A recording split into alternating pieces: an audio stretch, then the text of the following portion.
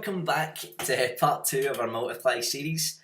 This series is about the heart of a disciple maker. Let's go straight to it. Okay, imagine you're in your room and suddenly this person arrives and they've got a message from you, okay? And what's more, it's a ghost. Okay, if you're anything like me, you'd be freaking out, okay? But this is kind of almost like what happened to the disciples. Do you know, as we learned in the first series, the disciples followed Jesus through everything. Over 3 years, they've seen him do the most amazing miracles and even raise people from the dead. And they had no doubt in their mind that Jesus was the Messiah, the person sent to save God's people. Now, we know what happens in the story. Jesus dies on the cross, okay? And the disciples, they must have been really just distraught at this point because every little bit of hope they had will have disappeared in this. And you know, Jesus leaves them for 3 days. They must have been so confused. But this is what happens. He comes back to life, okay? And he comes up and he, like someone from the dead, and gives them one final message. Now, I'm sure you'd agree with me, if somebody came back to the dead to give me a message, I would take that message pretty serious. Here's what Jesus said. Therefore, go and make disciples, baptizing them in the name of the Father, the Son, and the Holy Spirit, and teaching them all the commandments that I have taught you. If I was one of those disciples when Jesus came back from the dead, I'd be like, yeah, beauty, here we go, he's going to take over the world. Do you know, he's finally come to do what its whole mission is about and save the world, and we're all going to be okay. But you know, that's not what Jesus did. What Jesus did is say, you go and do as I did. He passed his mission on to the disciples. Now here's a concept that I often think about when I read the Bible is, we still live in Bible times, okay? Revelation hasn't happened yet. We still live in Bible times and we are disciples just like these guys were. So what does that mean for us? Well, that means devoting our whole lives to becoming the best disciples we can be. But not only that, we have to go and make disciples just like us. For me growing up, I thought being a Christian was just going to church, listening to the minister down the front, praying, reading the Bible, doing all these things. And to some extent it is, but Nigel is not actually the minister of the church. What he's more like is somebody that equips us. You, me, and everybody here, we're actually the ministers. We're all a royal priesthood, and we're the ones that have to become disciples of Jesus and make disciples of Jesus. How on earth do we do that? Well, if we look at the Great Commission, 3 things that stand out is firstly, go. We can't do it by just staying in church and doing churchy things all the time. We need to actually be out there building relationships with people. Number 2, baptise people. Maybe you're baptised, maybe you're not. That's something that, you know, I'd love to talk to you about. If you're in the room today and you want to find out more about baptism, we'll probably take a whole session on it. But what we need to do is, at some point in our life, we want to be baptised because it marks us as followers of Jesus, and we want other people to be similar. And the last thing is teaching. We want to get as full of the Bible as we can, and not only that, but life experience and how do we pray and how do we move in the gifts of the Holy Spirit and how do we talk to people and all these things. But you know what? Nobody is an expert at these things. We learn as we go along, and often the best way to learn is when you're teaching. So that is why we are going to be teaching others eventually. And you might be freaking out, we're not going to do that tomorrow. But this is what we're working towards. And how do we do it? We don't do it alone. We've got each other. You've got myself, Marlon, as equippers. You've got this material, and I can point you in the direction of a whole load of other materials.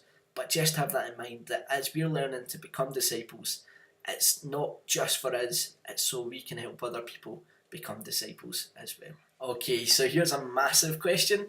Why do we want to be disciples of Jesus, and why do we want to go and make disciples for Jesus? The answer to that question is huge because, do you know, if we approach this from the wrong place, we may end up doing more harm than good. More harm than good for ourselves and more harm than good for others. Do you know, God doesn't look at us and look at the world the way that man does. God looks and sees what's on the inside, and he looks at the heart. Whereas man, me and you, often we probably look at the outside, and maybe what people look like, what they act like, how smart they are, these kind of things. If God wanted us just to behave for him, when we read the Bible, God would have been raving about these guys called the Pharisees. Now, Pharisees, they're the religious leaders that we hear about, and so often in the Bible, they're almost described like villains. These guys were like religious overachievers. They did everything right, but you know, their hearts weren't in the right place. Whereas we contrast with the guys that Jesus picked to be his disciples, these guys mucked up all the time. They were not the brightest bunch, like we said in the first series. They were people just like you and me, normal people. But their hearts were in the right place. And you know, that is what Jesus is looking at when he sees us and wants us to follow him in a journey. Jesus, rather than our actions straight away, our actions matter. But first and foremost, Jesus wants to know what our heart is like. This heart stuff really matters. Maybe you're sitting here and you're thinking, I'm only going to do this discipleship thing because Jesus has commanded me to do it, and Ali's sitting on that video there telling me to do it. Firstly, I'm not telling you to do it. As we go in the journey, we're all going to be in different places, guys.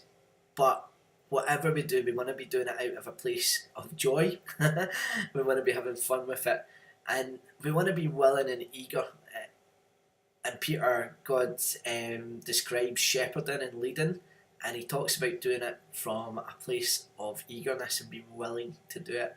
And I believe God's going to work that in our heart, and that's the place we're going to be. Others of you might be in the room thinking, yeah, beauty, here's my chance. My chance to lead. This is my time to shine, you know? And fair play to you. But with that comes caution as well. I believe we are called to lead and we are called to teach. So I'm not surprised some of you will be really happy and eager to do that. But at the same time, we just need to remember that biblically, teaching is a gift that God takes very seriously, and that there's danger in the power of the tongue. And I'm laughing here because I muck up in that area sometimes, and I've got to be honest. I'm probably more in this area that needs to remember the seriousness that God puts on discipling people and teaching people.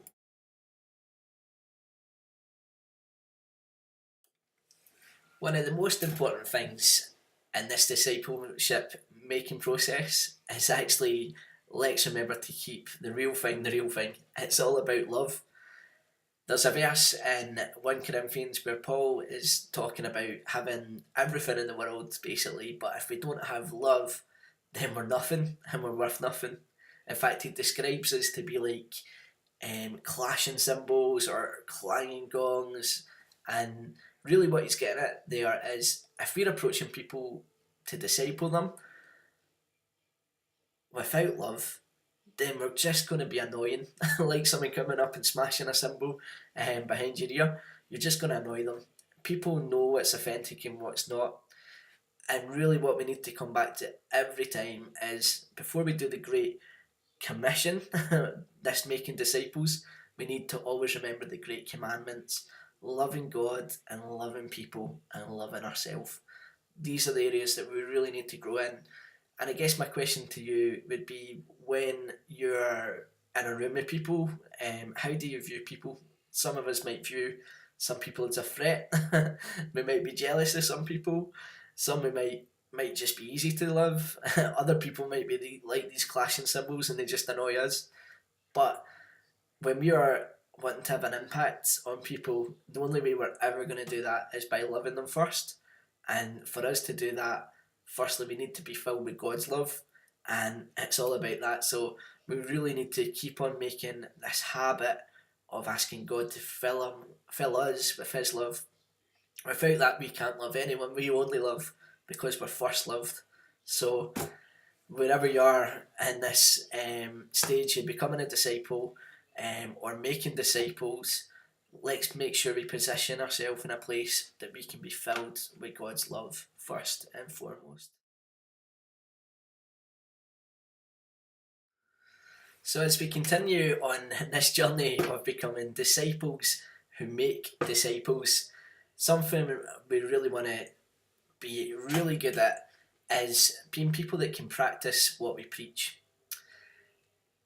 The main thing that us Christians get pulled up for by people that aren't Christians or haven't been brought up in the church is being hypocrites, and that's been around forever.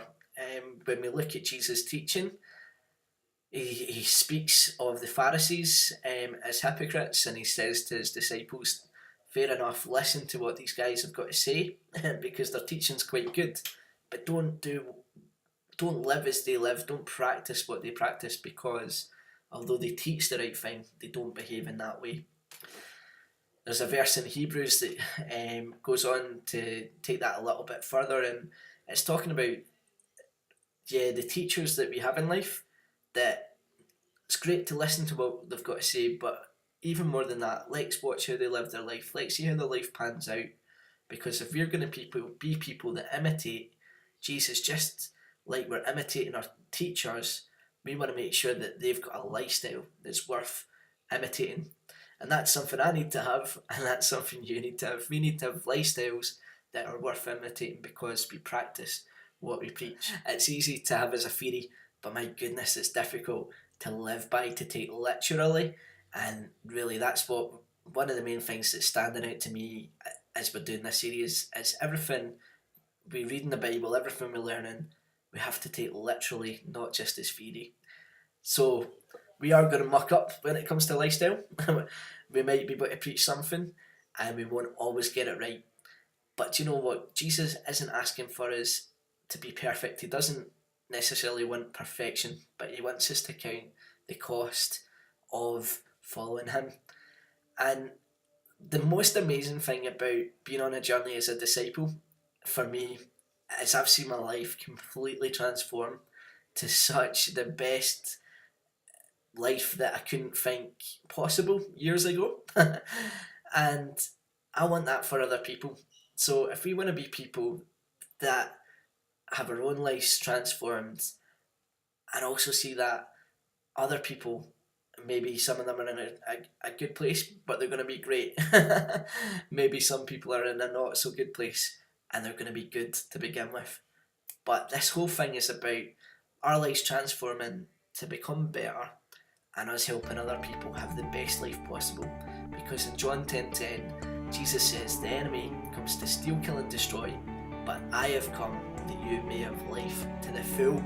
And that, guys, is what I want for us. I want us to be people that have life and live it to the full. But like me, I'm sure we all want that for our friends, for our family members, and those who we come in contact with. The best is yet to come for them.